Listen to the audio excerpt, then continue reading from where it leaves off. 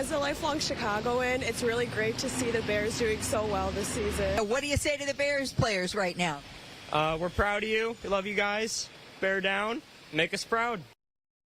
I love that. The Stay Bears warm. will face, yeah, that's a good one, right? The Bears will face the Los Angeles Rams this Sunday in the NFL divisional round. Yeah, a win will take the Bears to the NFC Championship game and hopefully beyond. Yeah, they're going to the Super Bowl. Let's just see it. Cassie Carlson joins us in the studio. Cassie, what can we expect? You think that's jinxing? I wanted Paris to say the word Super Bowl. I like to declare it. I'm not saying the words, okay? Own it, Paris. Hey, the Bears inside the locker room believe that they're going to go to the Super Bowl. And if we've learned anything about this team, I would expect a close game. The Bears have 7 fourth-quarter comebacks, which is the most in a single season. So you know you can't count them out late in games. And Caleb Williams said he feels calm in those high-pressure moments. Now, this week, players said their 6 previous comeback wins built confidence for them to be calm in a win-or-go-home game against the Packers. Offensive coordinator Declan Doyle, who sits up in the press box during games, said he didn't know what kind of locker room he would walk into at halftime and said he couldn't have been more pleased at how poised every guy was at half of that Green Bay game. But coming off an emotional win, Kevin Byard said, no one cares what you did last week. You have to turn the page. And Ben Johnson credits the veterans for hammering that message home. No one knows more about the importance of turning the page more than Case Keenum. The Bears' third-string quarterback led the Vikings to a divisional win over the Saints in the Minneapolis Miracle back in 2018, then got blown out by the Eagles in the NFC Championship. This week, he shared his perspective with the offense being a valuable asset because of his experience. That was really the thought process of bringing him in, is a guy with skins on the wall. He's played in big games himself at a high level. He's won big games. He's lost big games. His experience has been, you know, it's something that all these young players can really lean into, particularly in weeks like this where you come off emotional win and yet you got to turn your sights onto the next page pretty quickly. And I think Case's message this week has been very profound for not just the offense, but the entire team. Well, Fox Chicago is your destination for coverage of the Bears and Rams Sunday. It all gets underway with Bears Game Day Live at a special time of 12:30 with Lou Canellis, Anthony Herron, Tina Wynn, and myself as we have you covered for 90 minutes. Then after the game, head over to Fox Chicago for full reaction and analysis, including media availabilities from Ben Johnson and the players. And on the injury report, DJ Moore is cleared after being limited in practice yesterday. Rome Odunze listed as questionable, although he said he will be playing on Sunday. And coming up at 5, we have the best quotes from Ben Johnson and the players this week as they prepare for the Rams, and we'll bring you a special 1-hour NFC divisional preview of the Bears and Rams at 6 and 9:30 right here on Fox Chicago. I love it. Look at the weather. Bear down weather. You can't get no better than this. This is our weather. Home field advantage wherever we go. Well, he's got a positive outlook on this. This weekend has the potential to freeze in a new record. Temperatures could drop to single digits for the Bears-Rams divisional round game at Soldier Field. The coldest Bears game at the stadium on record dates back to December 2008 when the Bears beat the Green Bay Packers. The temp, -2. Wind chill, -13. Well, the coldest playoff game in NFL history would be the Cowboys-Packers game at Lambeau Field back on December 31st. That was in 1967. It's dubbed the Ice Bowl. The temperature -13 degrees with wind chill of -48. I cannot even imagine that. No. So what can fans expect this weekend? Meteorologist Mark Strell has our first check of the forecast. Mark, it's going to be cold, but not record-setting cold, Yeah, is it? you're exactly right. I mean, we're going to see wind chills that are down in the teens below 0 coming up over the weekend. But during game time, I think we're going to be around 0 to just below 0 wind chill-wise, and those temperatures are going to be mostly into the teens. Temps right now, we are doing the warmest temps you're going to see in the next 5 days. Mid and upper 30s right now. After tonight, those temps come tumbling down, along with a couple of snow showers around as well. This is the latest look at your satellite and radar together. And with those temperatures above the freezing point, you can see a little green dancing around the southern part of the screen there. We'll see these occasional snow showers pop through again this evening, again tomorrow night, and even into Sunday. So occasional snow showers. We could see some minor accumulations, but not huge impacts, and we're not looking for huge, snow stacking up on the pavement anyway. But we could see some slick spots coming up over the weekend. The most important question of the day, what's the forecast for the Bears game? We show temperatures in the teens with wind chills at or below 0 game time. Well, this is also an important question. Will the Bears stay here in Chicago? Will they go to Arlington Heights, or will they end up in Indiana? That's a big question. The city of Gary, Indiana, is now furthering efforts to bring the Chicago Bears to the Hoosier State. Yeah, today the city released renderings, identified 3 sites where the Bears could build a new stadium. And joining us now is Mayor of Gary, Eddie Melton. Mayor Melton, thank you so much for joining us again. All right, so tell us about the 3 locations in Gary that you've identified here. There's the Gary West End Entertainment District, Buffington Harbor, and, of course, Miller Beach.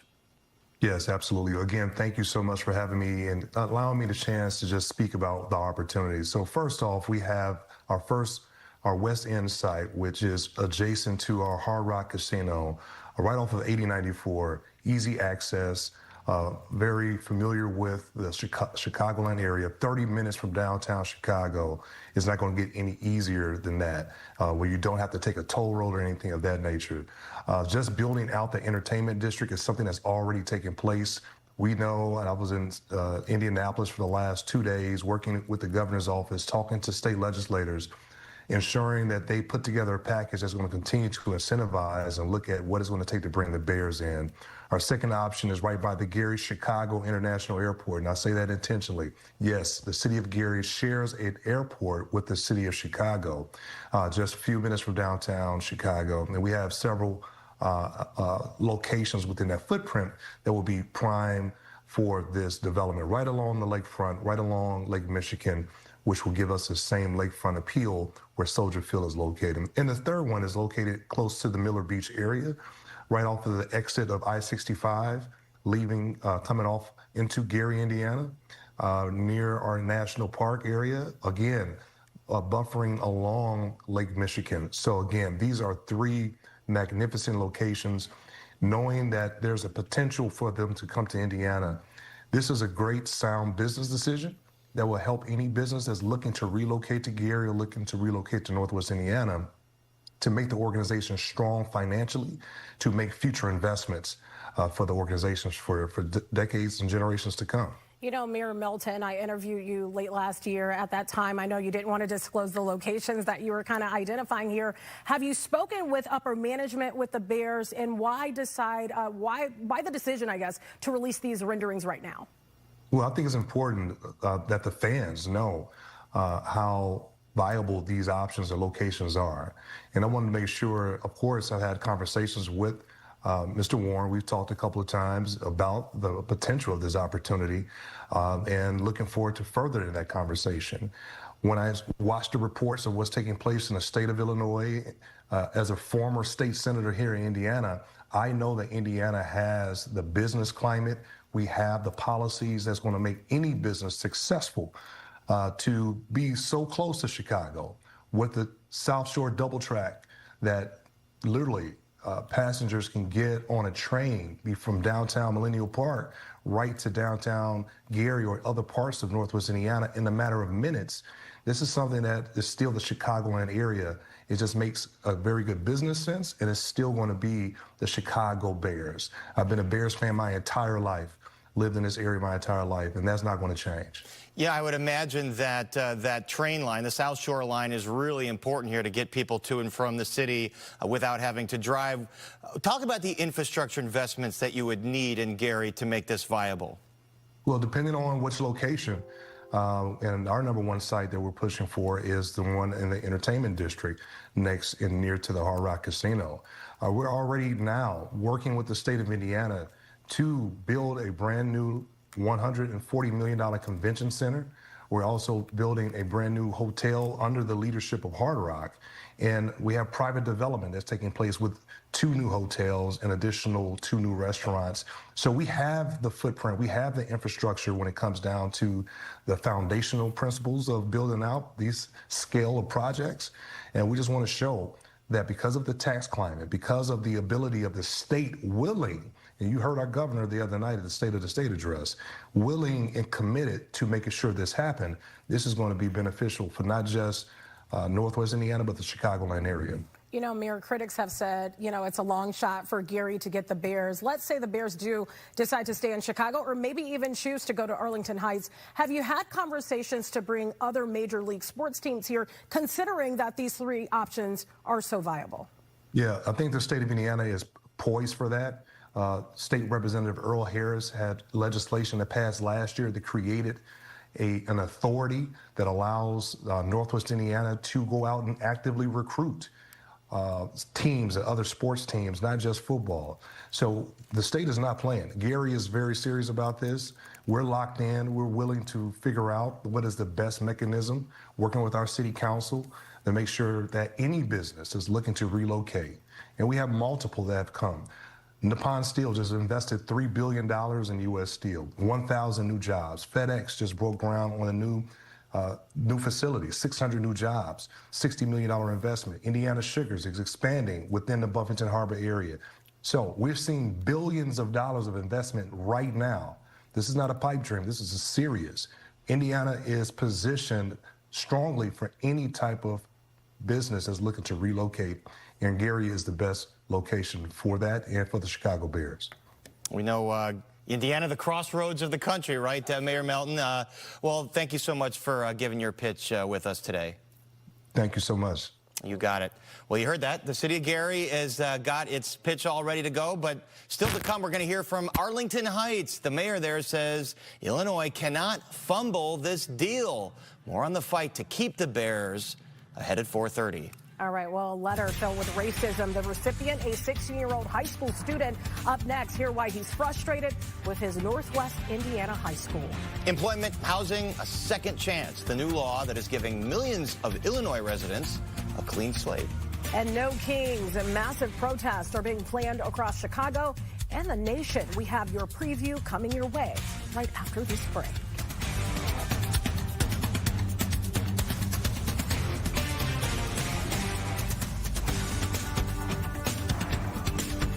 Fox 32 News.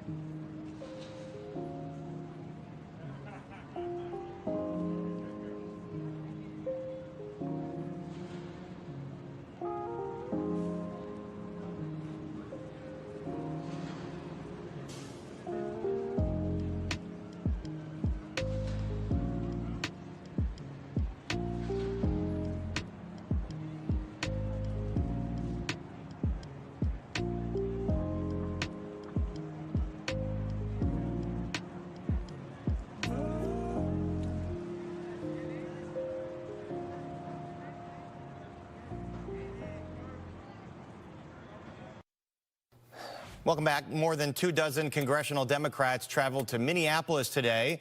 It was for a field hearing on the Trump administration's use of ICE agents in the city, calling it a, quote, deadly assault on Minnesota. Meanwhile, violent confrontations between protesters and the feds continue to escalate ever since an ICE officer shot and killed Renee Good there last week. Yeah, Chelsea Torres is live in Minneapolis. Chelsea, Democrats are pushing back right now, but no sign that the Trump administration is going to slow these ICE operations down, is there?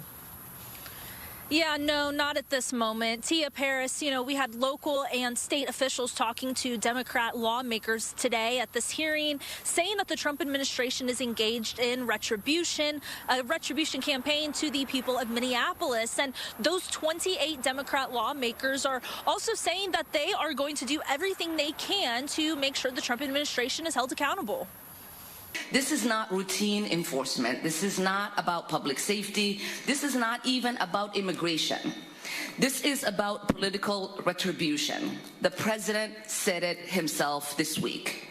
It is increasingly clear that the entire purpose of these actions is to provoke chaos and fear in order to justify invoking the Insurrection Act and expand the president's ability to rain terror upon American cities who do not vote for him. Protests are continuing near the federal building here in Minneapolis, and people yelling and taunting at federal agents. Even late last night, Fox saw protesters kicking and bashing a federal vehicle with an agent sitting in the front seat drawing his pistol as the federal car drove off. DHS says they arrested 12 people last night who are accused of assaulting law enforcement. And FBI Director Kash Patel also said agents arrested a known Latin Kings gang member with a criminal history, and he's now charged with breaking into an FBI vehicle and stealing a rifle. Meanwhile, President Trump, who's threatening to invoke the Insurrection Act to restore order in Minneapolis, continues to point blame at local leaders, posting on social media saying in Minnesota, the troublemakers, agitators, and insurrectionists are in many cases highly paid professionals. The governor and mayor don't know what to do. They have totally lost control and are currently being rendered useless. If and when I am forced to act, it will be solved quickly and effectively. And Tia in Paris, even earlier today, outside of the White House, President Trump mentioned when he was asked about the Insurrection Act, he said he would only use it if he needs to, but he does not feel that he would need it right now. And as the temperature drops here in the next few days in Minneapolis, protesters are definitely warming up because they're out there right now in front of the federal building, and they plan to protest through the weekend. Guys, back to you. All right, thank you so much, Chelsea. Same story here. Protesters are supposed to step off this weekend. Thousands are expected to gather in Broadview to protest immigration enforcement's demonstrations are planned outside of the ICE facility there. Leslie Marino joins us live there with what we can expect and a warning from Broadview police. Hey guys, good evening. Yeah, that No Kings protest is scheduled for tomorrow from 10 a.m. to 3 p.m. The Village here expecting thousands of people, as you mentioned, anywhere between 2,000 and 5,000. That demonstration will take place right here behind me outside the ICE facility here in Broadview. The mayor of the Village here says they are coordinating with state, county, and municipal public safety agencies to make sure everyone is safe. That protest comes as President Donald Trump has increased federal immigration enforcement across the country. Tensions are already high following a deadly shooting involving an ICE agent in Minneapolis. On Thursday, Trump also threatened, as you just heard moments ago, to invoke the Insurrection Act there as well. Tonight, Broadview police say certain items will be banned. Items like weapons, rigid sign poles, protective gear, large bags, throwable items, and anyone who doesn't comply will be asked to leave. The organizer of the protest says holding the demonstrations here in Broadview is intentional. And Broadview is a place of meaning in this movement. It is a place of intolerance. It is a place of cruelty.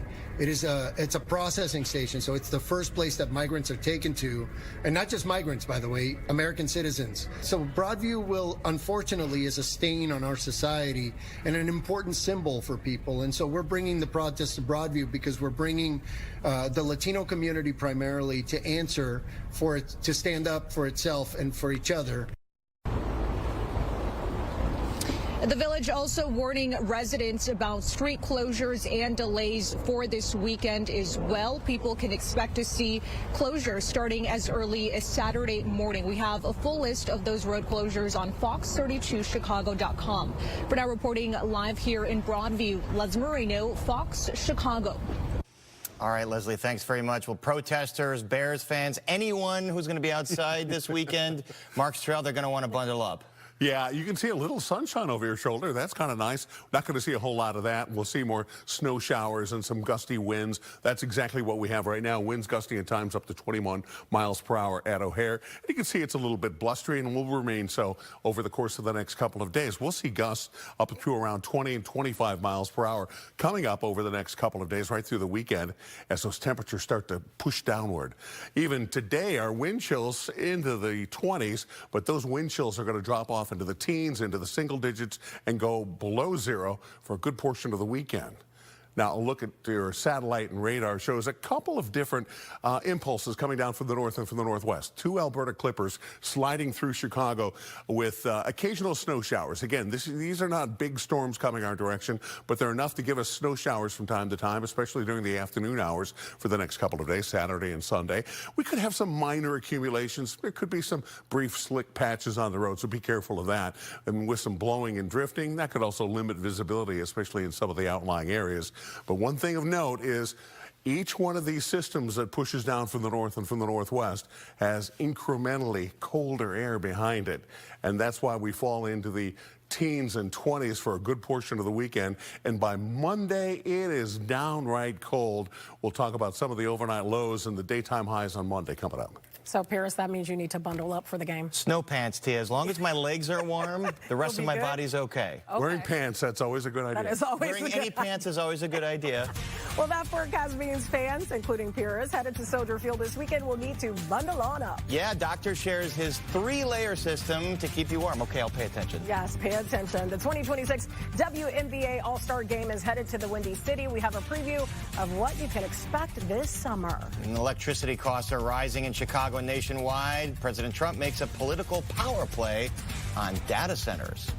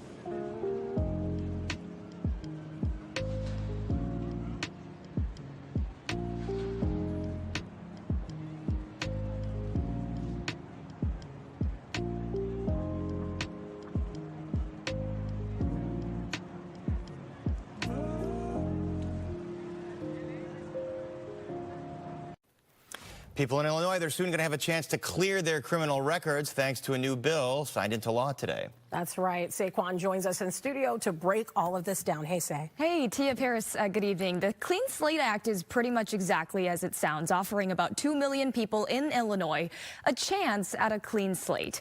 Now, this bill will require law enforcement agencies and clerks to automatically hide eligible criminal records from the public by the year 2029. Now, this only applies to people with nonviolent convictions as well as dismissed or reversed charges and arrests. So any convictions for more serious crimes like sexual violence, DUI, or any that might qualify for sex offender registration will not be eligible for automatic sealing. Governor Pritzker signed this into law today, and he highlighted the opportunities this bill could open up to get people back on their feet.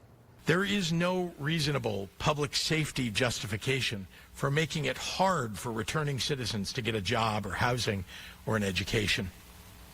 It's a policy guided by punishment rather than rehabilitation. It is worth noting here that law enforcement agencies and other relevant agencies will still be able to see those sealed records, but anyone doing any sort of public and private background checks will not. As we heard from Governor Pritzker, this makes it a lot easier for people with those nonviolent convictions to find a job, education, or housing. This law officially goes into effect in June of this year. Back to you. All right, Say, thanks very much. And a 16-year-old track star in Chesterton, Indiana, opens up today in an emotional sit-down about the racism he's faced at his high school. The sophomore says he's exhausted and finally shared his frustrations online. Hear his full story coming your way next. It's starting the day with hope, knowing you're in the right place, having access to advanced treatments and the most experienced cancer experts. When you're facing cancer, it's not just one thing that makes the difference. It's everything. The big, the small, the unexpected that helps you keep moving forward. Advocate Healthcare. Cancer care that makes the difference. I've never backed down.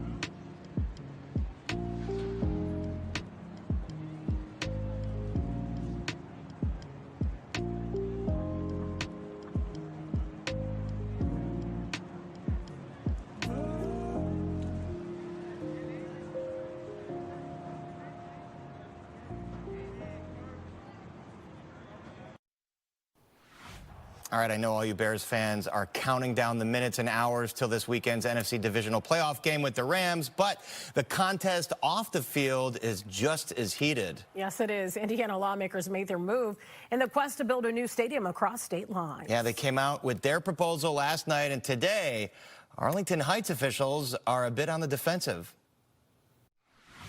Arlington Heights Mayor James Tenalia and a coalition of political and labor leaders beg Governor Pritzker and Springfield lawmakers to get a deal done or risk losing the Bears to Indiana. We can't fumble this opportunity. The mayor says he and the city of Arlington Heights are on board with allowing the Bears to negotiate property tax rates with the village. That's something the state would need to approve. He said the Bears face yearly property tax bills in the hundreds of millions of dollars without it. These are numbers that are not marketable. They could never finance a project like that. And then if anything were to happen, they could never sell it. There's no buyer for that. So the number has to be tolerable. Just like you would not design your own home or your own office building knowing that your tax bill is going to be out of control, you'll back off and either cancel the project or redesign something smaller. They don't have a choice to redesign something smaller, but they could leave the state. Last night, Indiana Republican Governor Mike Braun and state Senate leaders unveiled their proposal to lure the Bears across state lines. The Bears call it a, quote, significant development. The plan involves creating a new Northwest Indiana Stadium Commission. That public body would own, pay for, and assume the risk of building a stadium, with the Bears keeping most of the revenue. The team, in turn, would pay rent and own the stadium when all the debt is paid off. And they would owe zero taxes. Contrast that with their plans in Arlington Heights. The Bears pay billions in construction costs. The Bears own the stadium. And the Bears pay property taxes. Pritzker and Chicago-based lawmakers have rejected the Bears' plans, likening it to a tax break. But they're now feeling the heat. The governor says he thinks the home state still has the advantage. Now, I believe it's best for the Bears to stay in the state of Illinois. I've always said that. I do not think the fans, want the Chicago Bears to be based anywhere else except in the state of Illinois. Tenalia says the state is set to lose out on thousands of jobs and billions in revenue if lawmakers drop the ball. He says the team is offering taxpayers a fair deal. The Chicago Bears are not asking for taxpayer money to build their stadium in Arlington Heights. It's a big, important piece of this puzzle. All right, so we're going to have more on these two deals in our 5 o'clock hour, but that's the future, Tia. Yes, at present, we got to worry about the weather and bundling up and just surviving in this extreme winter situation. We're used to it. The LA Rams are the ones who need to be worried. Right. Hopefully they practiced in air conditioning. I don't know. Well, it is January. It is Chicago, and this is what we expect to see. So temperatures in the teens and 20s coming up for much of the weekend, and we'll have these scattered snow showers on and off really for the next 48 hours. And even into Monday, we could see some more scattered snow showers. The coldest day will be on Monday. Right now, we're pretty mild. We're in the middle and upper 30s across Chicago, although it may not feel that way due to the wind gust. Those temperatures are going to be slinking downwards into the teens as we go towards sunrise tomorrow morning, courtesy of the jet stream that is pulling this cold air right out of Canada, wrapping it around the Midwest and taking it all the way down as far south as Nashville, across Tennessee, and across parts of the Mid-South. It's here for about the next 3 or 4 days. After that, we get back to normal, at least for a while. All right, well, if you're headed out this weekend, you will want to prepare like a bear. Yeah, that means hydrate, drink plenty of water ahead of the game to avoid the cold weather dehydration. Bears will also have warm drinks and warming centers throughout Soldier Field. I think they had like a Malort hot chocolate at one of these games. Are you serious? I wonder if that counts as one of the warm drinks. That'll warm you up. That will warm you up. And if you have a battery-operated heating blanket or hoodie or gloves, bring them with you. I've got the hand warmers to put in my gloves. And health experts also say dress warm using a 3-layer system. We want you to have a base layer that will be wicking to keep the sweat away from you. Secondly, we want you to have a middle layer that is like wool-based or something that is warm but not tight. We don't want anything constricting. The last layer needs to be wind-based or windproof or also waterproof. Those 3 things, those 3 layers are going to help keep you warm. And then make sure you're covering all of your fingers, your toes, your nose. All of those things need to be covered as much as possible. Ears, shoulders, knees and toes, knees and toes. I think I'll have like 5 layers. Who are we kidding? To. OEMC will monitor events throughout the city and will coordinate resources as needed. If weather conditions warrant, OEMC will notify the public of any advisories, watches, or warnings. What if they just did that to scare the Rams? They put like an advisory or warning out there. That may work, mentally. Who knows how that'll pan out. Well, keep your eyes open. The Bears will embrace these frosty conditions with another ice sculpture this weekend. The theme, Bear Down. Yesterday, the Iceman was on display at the Merchandise Mart, paying tribute to quarterback Caleb Williams. This next sculpture will be displayed on game day right outside the Soldier Field Ticketmaster Plaza. The team says these ice sculptures symbolize the city's winter conditions and highlight the advantage of hosting postseason football right here at home. All right, let's think warmer thoughts right now. The WNBA All-Star Game returning to Chicago this July for the 2nd time ever. Yeah, Inside Sports. Organizers gathered today to celebrate the city being picked as the host. WNBA leaders shared why Chicago was chosen to host this weekend, or I should say that weekend that is going to happen. They believe Chicago will help make the event memorable for thousands of WNBA fans. Governor J.B. Pritzker says he feels there's a special reason the city was picked as the host. We have historic, globally recognized and championship-winning franchises like the Chicago Bulls, the Chicago Sky. Our fans, though, are second to none. And just go to any high school gym or to a park court throughout the city, you'll see a passion for the game that you can't find anywhere else in this country. You heard it there. Passion for the game is happening July 25th right here in Chicago. Tickets for the All-Star Weekend events go on sale later this year. You get to see Caitlin Clark, Angel Reese, all those great players in a blue and orange. Add in some red and white. Bears fans aren't the only ones flooding downtown this weekend. The annual Cubs convention is underway. It's being held at the Sheraton Grand Chicago through Sunday. A weekend pass for season ticket holders costs $100, while non-season ticket holders pay $125. For kids ages 3 to 10, it's $80. And for kids 2 and under, it's free. Well, Bally's is pushing back the opening of its new $1.7 billion casino right here in Chicago. And you may be asking, well, what's the problem here? Its license to operate at Medina Temple expires in September. The Chicago Tribune reports State Representative Cam Buckner introduced a bill Thursday that will give Bally's a 12-month extension while it finishes construction. And that means the River West location won't be ready until 2027. It was supposed to open late this year. Well, tuition for students at University of Illinois is about to get even more expensive. The system's Board of Trustees just approved a tuition increase at all 3 of its campuses. Incoming in-state students will see a 2% increase in the fall. Costs will also go up for out-of-state and international students, but they will remain the same for all current in-state students. Students will also see an increase in fees that cover things like health, transportation, and also facility maintenance. The Citizens Utility Board is sounding the alarm on data centers and their growing demand on the electrical grid.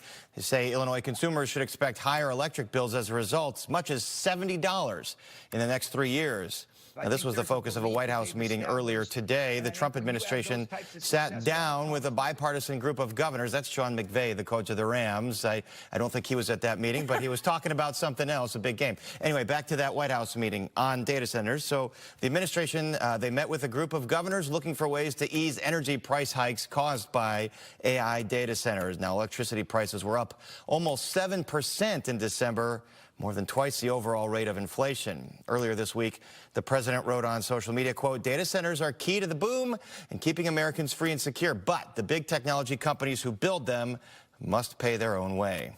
Plenty of money to throw at this, and I think they're all worried about each other's business, probably more than the economy as a whole. The facilities are large. Sometimes they consume a lot of electricity and water. Our existing land use regulations don't account for many of these impacts. Now, some tech giants have already been trying to come up with solutions. Microsoft, for instance, has said it will cover the cost of updating and adding necessary electricity to the grid in areas where it is building.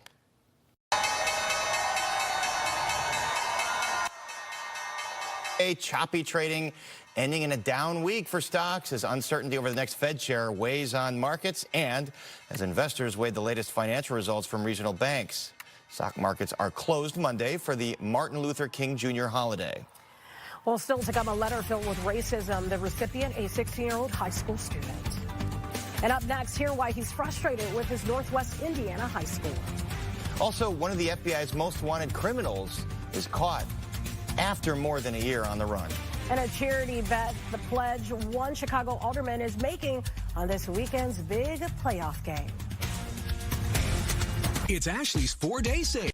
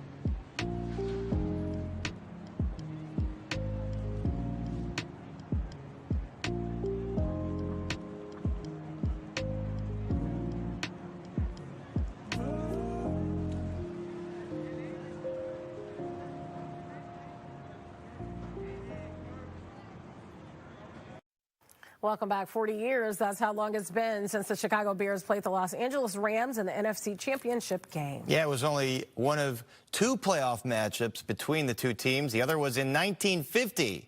So let's take you back. The date was December 17th, 1950. The location, the Coliseum in Los Angeles. More than 83,000 fans in the stands. The final score, 24-14. In favor of the Rams. Yeah, but fast forward to January 12th of 1986. We are now at Soldier Field. The crowd a little bit smaller this time, just over 65,000 fans. The temperature a balmy 36 degrees at kickoff. Snow was falling in the final minutes of the game. Can't you see it? Like confetti. Yeah. The Bears won 24-0. And of course, any fan knows they went on to win their first and only Super Bowl, capping one of the greatest seasons in NFL history. The 40th anniversary. Could this be the year? That is the question. I know you don't want to jinx things, Paris, but I think this is the year. I really do. Tia, whatever happens, it's icing on the cake. It's been a good year already, and I'm just trying to look at the bright side of things, no matter what. I like when you say that. I'm just too nervous. Positive. I'm too nervous. I have to psych myself down. You're kind of a glass half full kind of guy. I'm a glass half full kind of guy. No one expected this year coming, so. Yeah, not at all. Yeah. And it's just the beginning. It's just the beginning. We got next year. We got years after. I mean, I don't want to go into We're wait till winning. next year. Could you stop this? All right. We're winning You this can tell year. I've lived in Chicago. I've been a Chicago sports fan for a little bit. Pessimistic there. Yeah. Hey, you know what? It's part of the therapy. Let them get it out. You know, it's all something we need to exercise some of those playoff demons of the past. Take it off, Pierce. Well, we've got some cold weather coming up over the weekend, no doubt about that. It is not bad right now. We have temperatures in the mid and upper 30s across Chicago, but those temperatures are going to crash down as we go through the overnight hours. This is how we look as we draw closer to sunrise. Tomorrow morning, we'll have temperatures in the mid-teens. It'll feel colder than that, thanks, of course, to the winds, which will keep those wind chills pretty close to the single digits and even into the negative digits for a good portion of the weekend. Well, today we had a high temperature of 24 degrees. That needs to be updated because now we're actually up into the mid and upper 30s, but that will be updated shortly for you. Roof cam right now, 36 degrees, cloudy skies, winds out of the west-southwest at 10, and our wind chills right now at 29 degrees. So wind chills not too vicious, but just wait over the next 72 hours or so. With the warmer temperatures, some of the blue has turned into wet weather, into some very light rainfall across parts of the area. Some of that having a hard time reaching the ground. Temps right now, 37 degrees. Southwest side, Midway, it's 38 degrees at Joliet, 37 degrees at LaSalle, Peru, and 34 degrees right now in DeKalb. So the warmer temperatures are definitely to the south of Interstate 88. Couple of different systems coming at us over the weekend. 2 different Alberta clippers bringing us these kind of ragged little areas of some snow showers from time to time over the next couple of days. We'll see those off and on as we go through Saturday and into Sunday and even into early Monday, especially Sunday night. We still have a chance of a couple of isolated snow showers, but watch what happens as we go past the weekend and into Monday. Another shot of that colder air coming in, so temperatures dipping down close to 0 Sunday night into Monday morning, with those daytime highs most of the day in the single digits on Monday. So this is Futurecast. You can see almost like little octopus's legs, tentacles, kind of spinning around that low pressure area with additional little shots of cold air coming in from the next system. And you can see from time to time these little waves of snow showers kind of pouncing on us as we go through the weekend. And by Monday, yeah, colder air drawing back in to Chicago, and especially colder air. Tonight we're down to 15 degrees, west winds 10 to 15, gusting at times up to 25 miles per hour. Tomorrow, let's go 19. That's well below average. Cloudy skies and those winds will put a little harshness on the day. Slightly warmer, 21 degrees on Sunday for the Bears game. We're looking at temperatures mostly starting out in the teens and falling into the mid-teens during the game time, and we're looking at wind chills at 0 or below 0 for much of the game. 10 on Monday. We come back a little bit on Tuesday, come back pretty nicely on Wednesday, and stay relatively mild as we round out the rest of the week. We've got more coming up in just a moment. Stick around.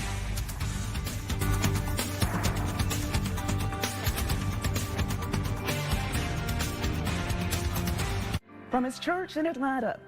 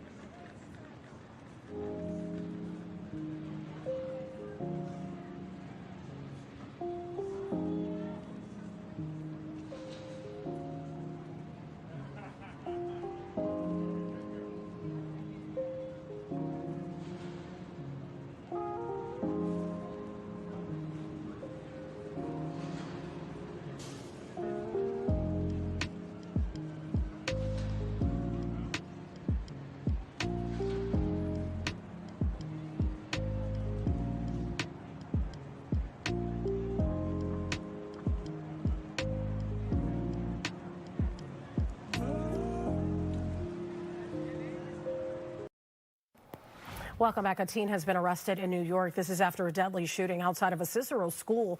17-year-old Johan Ardveri Sanchez was killed January 8th. He was a student at Morton East High School. Police say the suspect is also 17, but they are not a Morton East student. The teen is awaiting extradition back here to the state of Illinois, where formal charges will eventually be filed. The FBI Chicago Most Wanted list is getting a little shorter. Early this morning, FBI agents in Riverdale police arrested Antonio Stigler. Stigler was wanted for first-degree murder following the shooting death of a pregnant woman. It happened in the back of the yard's home, in a backyard of a home in Riverdale in October 2024. Now, investigators say neither Stigler nor the victim lived where the shooting occurred, and few details are available as to how or why the shooting happened there. Well, the FBI says solving the case wouldn't have been possible without some help from the public or the media as well. Following the interview that the FBI did on this channel a few weeks ago, we received a significant amount of support from our local community. The tips and leads that we received were integral in us arresting this individual today. Stigler is the second fugitive to be captured on the FBI Chicago Most Wanted list, and you can watch our previous reporting on his case right now on our website and Fox Local. A 16-year-old student in Chesterton, Indiana, says he is exhausted by more than schoolwork. Julian Blevins, a record-holding track athlete and Special Olympics volunteer, says he's facing racism at Chesterton High School, where he is one of very few black students. Days ago, he expressed his frustration online, and the post quickly went viral. Hey, pretty good, and you? It's a common response when someone asks, "How are you?"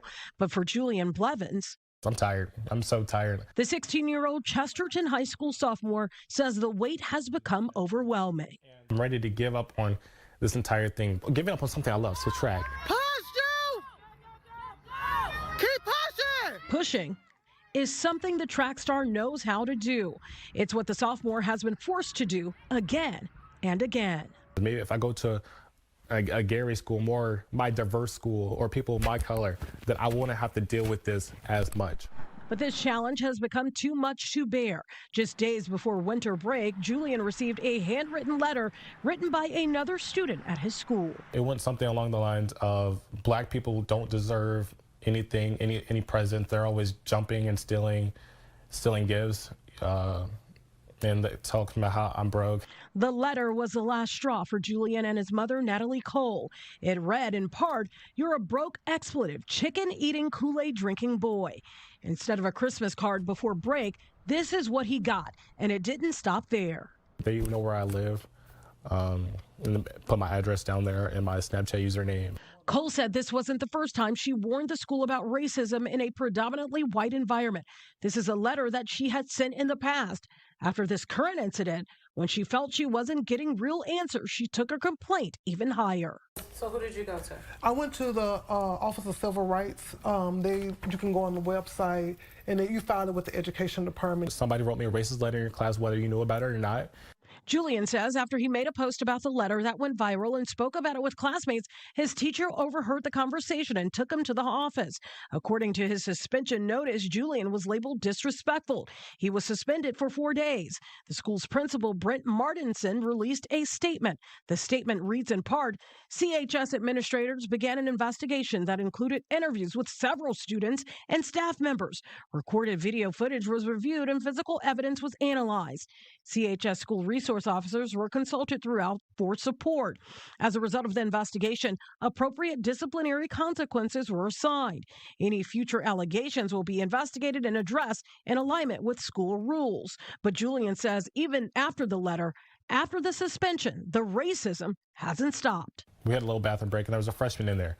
The freshman referred to me as an N-word. He was like, "What's up, my N-word?" And that shocked me. I want them to bring in, I don't know if it'll be a cultural awareness person. Julian is already in the books. The record books. I broke a record my first year at Chesterton, beat the 100-meter record, and got 11.3. But Julian hopes the next chapter at his school doesn't look like the past, where history repeats itself. There's no reason I should be having to come to school every day and deal with some type of racism. Well, the family hopes their concerns will be addressed. They are scheduled to meet with the school district sometime next week. Stay with us. We have much more right here on Fox 32 right after this break. The Chicago Wolves take on the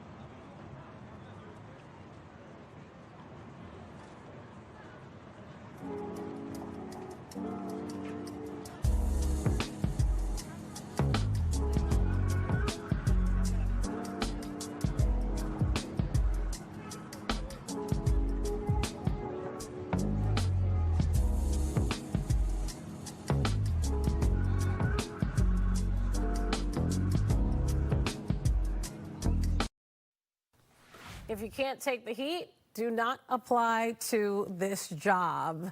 That is because of Takis. They are putting $30,000 on the table for their first ever chief intensity officer. Have you ever had Takis? I have not, Tia. I'll go try it after the news. They are something, okay? To enter, fans must submit a 1-minute video proving they can handle the heat after a public vote and a Zoom vibe check for the final 4. One winner will take home the cash and also the title. The other 3 finalists will snag $1,000 each. Submissions close January 26th at TakisCIO.com. Chief Intensity Officer. Chief Intensity Officer. I know a lot of intense folks around here that might be good for that. Would you be CIO around here? No. I'm happy in the news business, but I mean, we're an intense group of people. So. Yes, we are. Very true. And you may need that cash if you want to watch the college football national championship between Indiana and Miami. Wow, so like 2 days of huge games. Yes. We're tracking ticket prices for Monday's game, and hold on to your wallets. According to SeatGeek, the lowest single ticket price is over $3,200. Seats in the lower bowl range from $4,500 to $15,000. The most expensive ticket on SeatGeek is in the mezzanine suite. The cost? $207,000. Wow. Oh, that's a lot of money. So this game is Monday, January 19th at Hard Rock Stadium. I know that Anthony Ponce and Casey Cronus would love to go.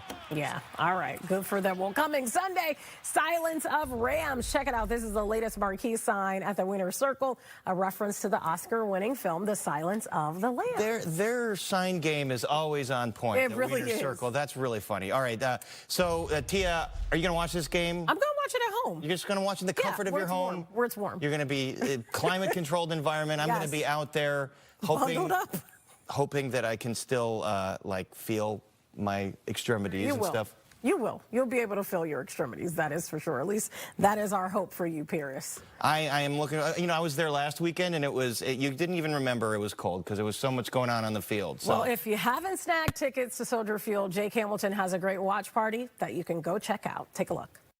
That's right, guys. If you are starting to panic because you don't know where you're going to watch the Bears game on Sunday, guess what? We're out here at Recess in the West Loop, and they got you covered. Not just food, not just drinks, not just the vibe. More importantly, they got room for you.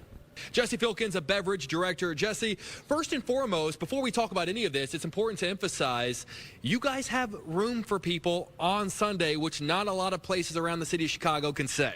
100%. So we have tables that have filled up with reservations, but we have so much room. We're activating our City Hall side, so it's a first come, first serve basis. Come in there, watch the game. Food's going to be amazing. Drinks are going to be amazing. The vibe is going to be so high. And you know what's funny is that there's not a bad area, whether you're in this room or you're in City Hall next door, because they are connected. There's not a bad place. 16 televisions in this room alone. In City Hall next door, we were in there in the 7 o'clock hour, 2 different 14-foot screens. So no matter where you're at, you can see the game. Not a bad seat in the house, whether you're in this room or the other room.